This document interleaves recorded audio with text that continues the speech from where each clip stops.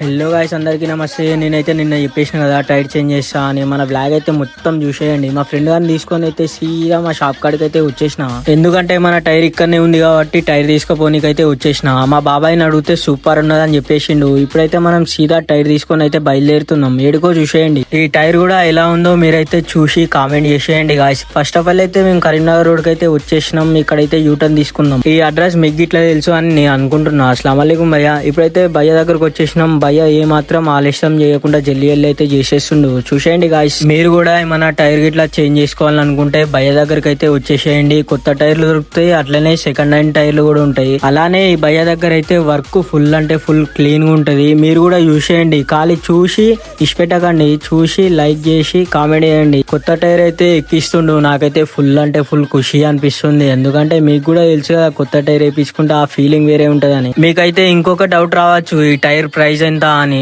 నాకైతే కామెంట్ చేయండి, పక్కా ప్రైస్ అయితే మీకు అలా పెట్టేస్తా. మా సోనిగాడు అయితే ఫుల్ నచ్చేసింది అది అని చెప్పేసిండు. ఇప్పుడైతే టైర్ ఎక్కించినాం. కొత్త టైర్ వేసుడు ఏమో గానీ నాకైతే ఫుల్ హ్యాపీగా ఉంది. దాని లుకింగ్ చేంజ్ అయిపోయింది. ముంగ టైర్ లో కొంచెం గాడి తక్కువ ఉన్నది, గాడి పెట్టేసిన. మన వ్లాగ్ నచ్చితే లైక్ షేర్ కామెంట్ చేయండి. సరే ఉంటున్నా. Love you guys.